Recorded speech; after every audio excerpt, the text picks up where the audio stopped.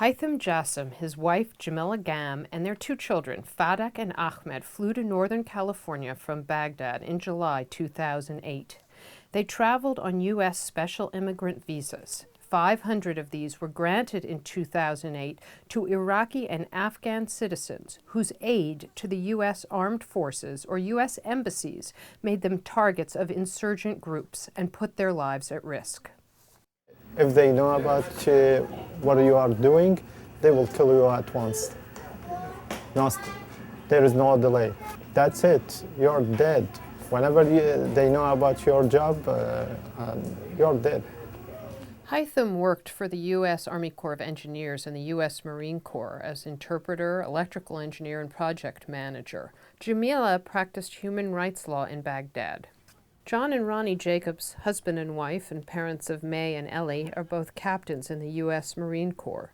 John's friendship with Haitham goes back to 2006 when Haitham served as an Arabic language interpreter with John's Marine unit on a counterinsurgency mission in western Iraq. Well, as soon as I started working with Haitham, it became very obvious that he was more than just a translator. He was somebody who was committed to the improvement of Iraq. He was committed to seeing a democratic Iraq. Haitham's life was at risk every day. I mean, he was working with us.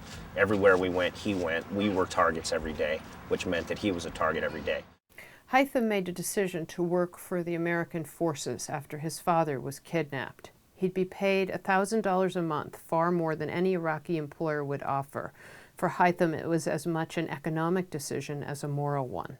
The first day when he decided to go to work with the American forces in Iraq, and the same day in the morning he passed his final examination in his education, and I born my son Ahmed, and he receives news about his father was kidnapped by terrorists. So it was so sad day for us. It's so dangerous to work with the American forces in Iraq. Every condition very bad, terrorists in everywhere.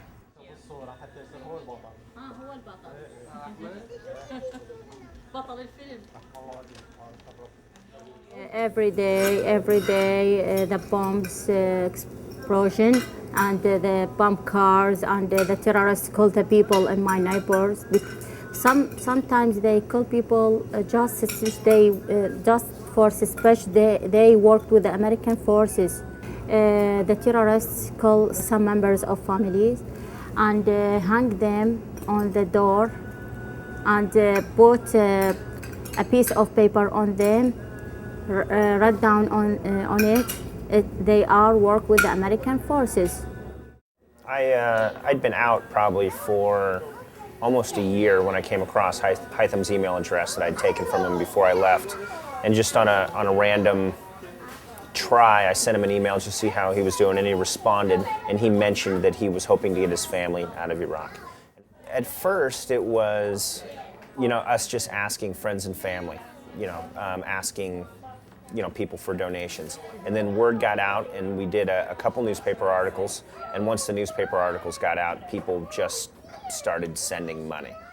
The Jacobs knew they were giving the Jasims a priceless gift of safety and security, but other interpreters who had come to the U.S. on special immigrant visas had failed to find jobs and adapt to new lives.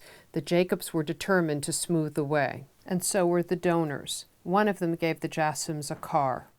Despite the special immigrant visas, which provided the Jasims with immediate and permanent work authorization, neither Haitham nor Jamila has found a job.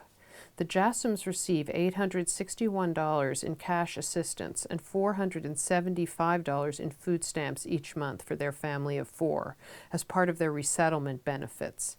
They pay almost that much in rent for their modest 2-bedroom apartment. It's not enough money to pay for the additional education that would allow them to get jobs in their professions of law and engineering. Urban Iraqis, the refugees, they are unlike other refugee waves, doctors, engineers, and high qualified people, even people they already have PhDs.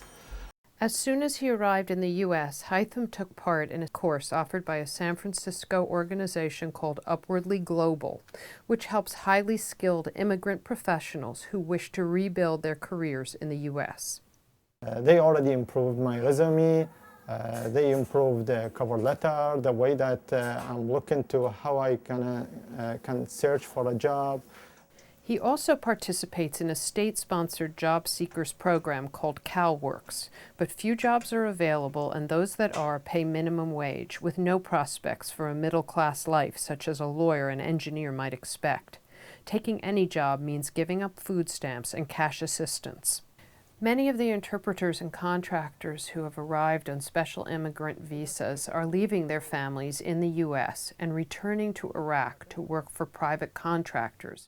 I already made an agreement with my wife. If I bring her to any other country, I will not leave them for a single night, because I already left them for 3 years, a continuous 3 years, working away from them in the most dangerous conditions for me and for them at the same time.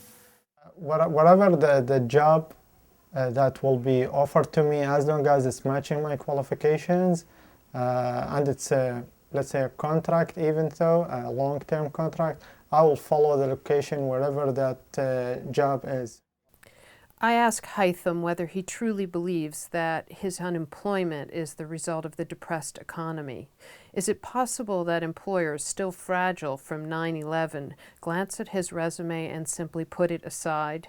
Do they ever reach the lines that detail his work for the Marines and the Army, his background check and his stellar recommendations? Is it possible that even his loyalty to the U.S. forces in Iraq is a turnoff in this terribly unpopular war? He thinks over what I've said and tells me that none of this could be true. Nobody in the United States, he says, is that narrow-minded.